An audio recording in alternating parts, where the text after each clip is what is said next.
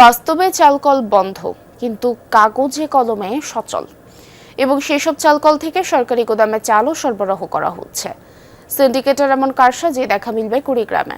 সরকারি নিয়ম উপেক্ষা করে খোলা বাজার থেকে কেনা নিম্নমানের চাল পাঠানো হয় গুদামে, আর কর্মকর্তারা যেন এ বিষয়ে কিছু না বলেন, সেজন্য তাদের নিয়মিত ঘুষও দেন চাতাল মালিকরা। সিলন টি রপ্তানিতে শীর্ষে।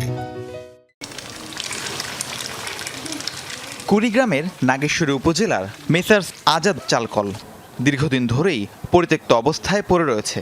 জেলা জুড়ে এমন চালকল অসংখ্য। তালাবদ্ধ, পরিত্যক্ত এবং যন্ত্রপাতি নেই এমন চালকল কাগজে কলমে সচল।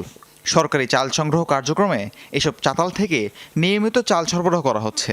স্থানীয়দের অভিযোগ, বন্ধ চাতাল নিয়ে সক্রিয় একাধিক সিন্ডিকেট। নিয়মনীতির কোনো তোয়াক্কা না করেই খোলা বাজার থেকে নিম্নমানের চাল কিনে সরবরাহ করছেন সরকারি খাদ্য গুদামে। চকচকা জিনিস কিনতে হবে। এই মূলত এই কারণেই হাইস্কিং মিল শুধু আমার বলি না, গোটা বাংলাদেশের একই অবস্থা, বন্ধর পথে। এনে সব ভাঙি চুরি গেছে, এখন এই অবস্থা পড়িয়েছে ৩-৪ বছর থেকে, কোনো কাজ নেই, এমনি পড়িয়েছে। কিছু সরঞ্জাম নাই আপাতত, সেগুলো হচ্ছে যে কিছুদিন আগে ঝড়ের কারণে ওগুলো বিচ্ছিন্ন হয়েছে। রাজনৈতিক দলের নেতাকর্মীদের পাশাপাশি এই অনিয়মে জড়িত চাতাল মালিকরাও বলছেন, নিজেরা ধান কিনে চাল প্রস্তুত করে গুদামে দিলে লাভ কম হয়, তাই বাহির থেকে কিনে সরবরাহ করছেন। এতে মুনাফা হচ্ছে বেশি। আর নিম্নমানের চাল যেন অনায়াসে গুদামে নেয়, সেই জন্য খাদ্য গুদামের শ্রমিক কর্মকর্তাদের দেয়া হয় ঘুষ।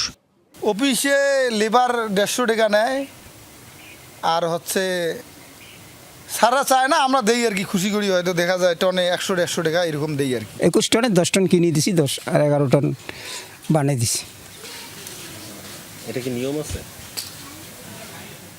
সবাই করে এইরকমে। এসব বিষয়ে খাদ্য গুদামের এই কর্মকর্তা জানান, চাল সংগ্রহ কার্যক্রম পরিদর্শন করেছেন খোদ উপজেলা খাদ্য কর্মকর্তা। আর জেলা খাদ্য নিয়ন্ত্রক বলছেন, কোনো চাতালই নাকি বন্ধ নেই।